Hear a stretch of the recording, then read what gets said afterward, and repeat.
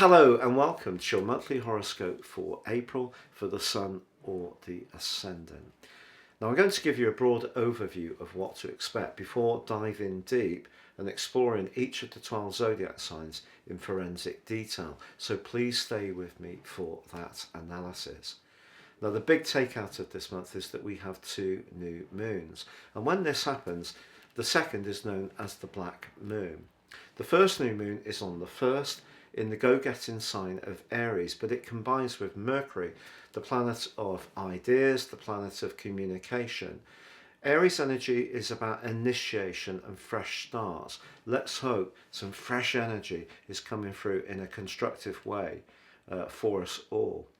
The second new moon is in Taurus, the next sign on from Aries, because the Sun moves on into Taurus on the 20th.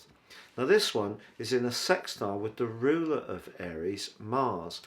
But Mars moves into the sign of Pisces on the 15th. Now Mars moving through Pisces can be a very meditative, or our actions can be very much behind the scenes.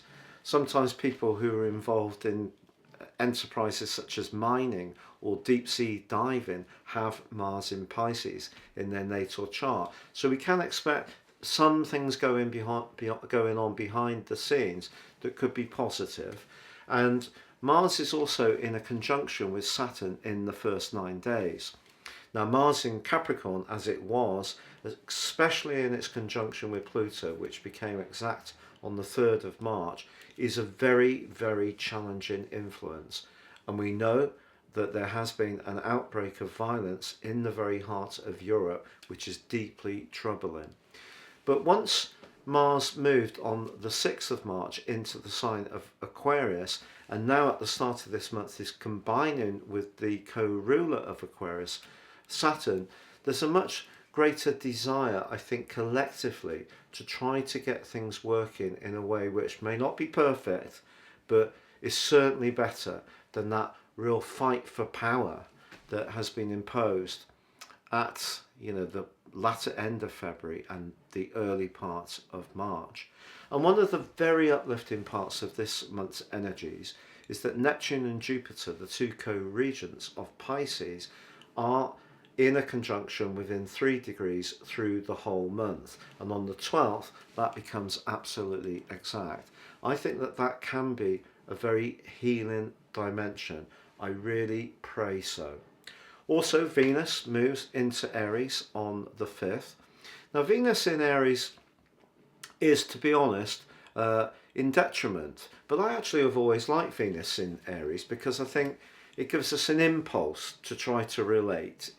To take the first move, not to sit back and wait. So for me, that can be very positive. But on the 11th, Mercury does move from Aries into the sign of Taurus. Now it is going to be clashing with with Pluto from the 9th through to the 12th.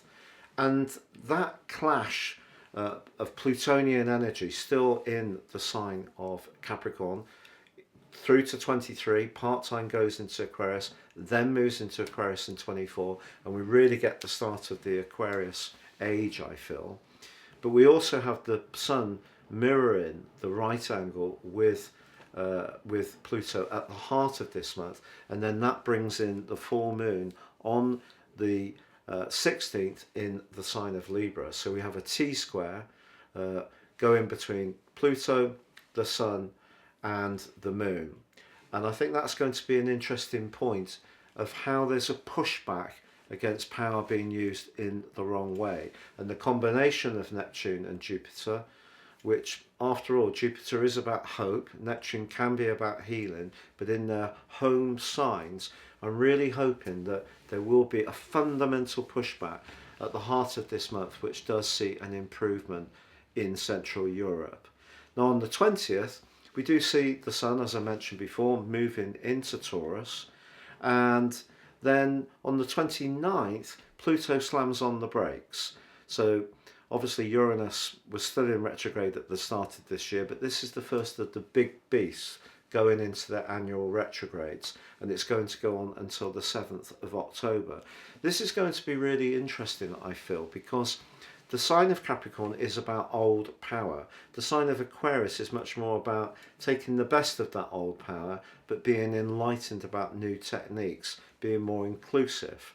So Pluto going into a retrograde will be interesting for certain political strands in the world. You know, people who've held power in a much more authoritarian way could retreat, or perhaps just reset their purposes.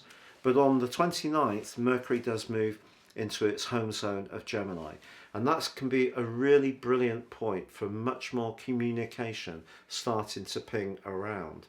Also, the 30th, that wonderful Taurus new moon is in a very positive angle with Mars, suggesting that if we actually take the best of what we already know, or what's been evolving over a very long period of time, which is Mars coming through in its journey.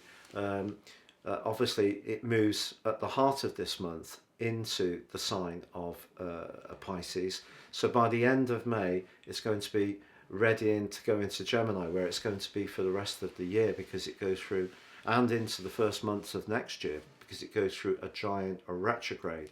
But I think that what we're going to see as this month comes to a close is much more constructive, workable ways of approaching some of the transitions that may have gone on this month.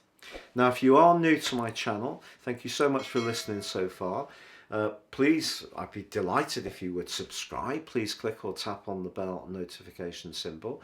And if you'd like to get your free written daily horoscope fired to your device each morning, please subscribe on the link below. It'd be great to have you with me. And also, if you'd like to get your 12-month forecast and character analysis based on your time, date and place of birth, and ascend above your zodiac sign, and really get much greater understanding of what makes you tick and your potentials in the time ahead, there is 30% off with my special offer. Please see the link for that below too. Hello Virgo, and welcome to your monthly horoscope for April. This month begins with a new moon, but close to the new moon is your ruler Mercury, which gives this event even greater excitement. Now, new moons are an opportunity to set our intentions, and being the first new moon of the year of the Western tropical calendar, there is a sense of excitement and renewal, which we can all embrace. But because for you this represents house 8, we need to understand what that influence is. House 8 is actually quite scorpionic. It's about transformations. It can be about the deeper machinations of life, more psychological interactions. It's about understanding our deeper motives, but also taking the opportunity to grow our understanding of others' motivations too. Now, in a more prosaic sense, it can be great if you're interested in upcycling and you like to make the most of something that can be refreshed and renewed in some way and repurpose it. Or it can also be about shared finances, and in a romantic context, very much to do with devotion. So all those topics are very much under the astral microscope as you begin this month. But house 7 is really very powerfully activated this month too. But we also have a conjunction between Saturn and Mars in the first 9 days in the 6th house, which is very akin to the energy of your sign. Because you can be a very efficient person in the way that you go about things and make use of your energy in a very productive way. I think that combination between Mars and Saturn, if you really concentrate on something that's important to you, can help you to gain greater traction. Just don't spread yourself too thinly, because you could find yourself getting a bit worn out if you do try to spin too many plates. But back to house 7, you do have the two rulers of that sign, Jupiter and Neptune, within 3 degrees in connection with each other all month, and that can be very positive for all sorts of relationships. But once Venus moves there on the 5th, that really brings an even more diplomatic, refined and courteous vibration to the potential to interact with others. So if there is something that you do need to discuss on the back of that 8th house energy, which is deep, it's not necessarily easy. It may be something about changing something at the very core of your very being or life existence, then I think really and truly what you're being asked to do is to go about the dialogue and the conversation about achieving this with a great deal of care and decorum.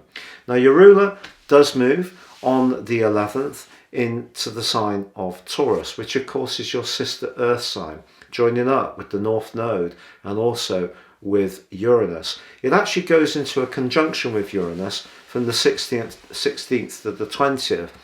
Don't be surprised if you get a sudden desire to break out and do something completely spontaneously across those days. And that could be booking a journey somewhere, even a holiday or a vacation, because the desire to have some stimulation and spontaneity added to your existence is going to be very strong. But the 15th sees Mars make its way into your 7th house too, the sign of Virgo, and it's going to be there right through to the end of May. Now this is a complex influence. It could make you more combative, but in a positive way it can help you to firm up your boundaries in relationships. The idealism of the 7th house is really reaching a peak in the last 5 days of this month when Venus aligns with Neptune. Now if you are single and you'd like to meet someone, the extra confidence and spark and motivation that Mars can bring you for mid-month can then meet with the beautiful conjunction between Venus and Neptune at the end of the month. And if you're lucky, really lucky, there could be not just a meeting of attraction, a meeting of minds, but also a spiritual connection too. So when I talk about relationships, I don't necessarily mean in a purely romantic context. The opportunity to relate to people more effectively can happen in all sorts of ways in your existence. But we do have a full moon which occurs on the 16th. And for you, this is in your sector of everyday resources, whereas the sun is in that 8th house, which is more to do with longer term financial planning, you know, things like pensions, investments, savings, shares, any kind of business activities you have, but they're intersected in a T by Pluto. And that feeds into this full moon really from the 15th through to the 19th. The position of Pluto is aggravating the sun, and then the full moon comes in on the 16th. So maybe if you have been being a bit too free and easy with your resources, this full moon's asking you to think about why in the last couple of weeks of this month. The impulsive nature of Pluto in a way in the 5th house could be that you want to spoil someone that you're really drawn to.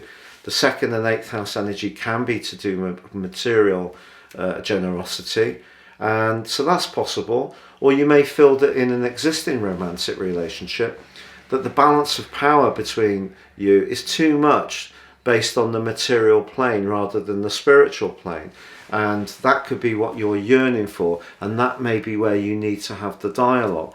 The 20th, however, does see the sun move into your sister earth sign of Taurus, and that just adds that greater desire to bring some new spark and excitement to your world.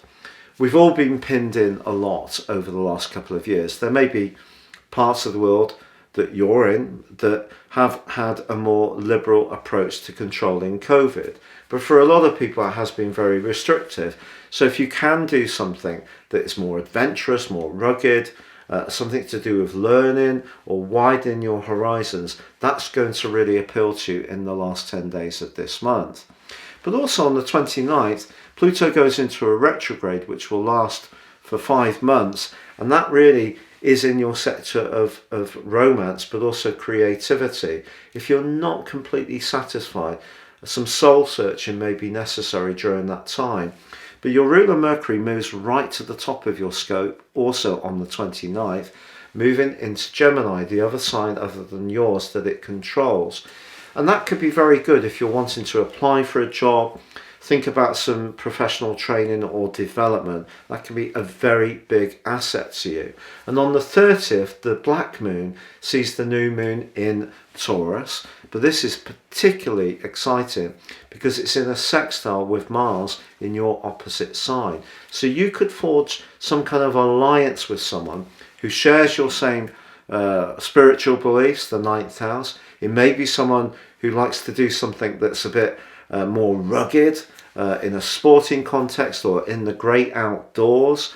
It could be somebody that you want to spend time with in a more pleasurable context, going to see a concert or a movie. And it's just that Mars is going to give the whole thing quite a lot of momentum, movement, and perhaps even passion if you're lucky enough, particularly with that incredibly lovely conjunction between Venus and Neptune for the last 5 days, which can help you to articulate your feelings, your ideas to others with a great deal of nuance, subtlety, but also sincerity.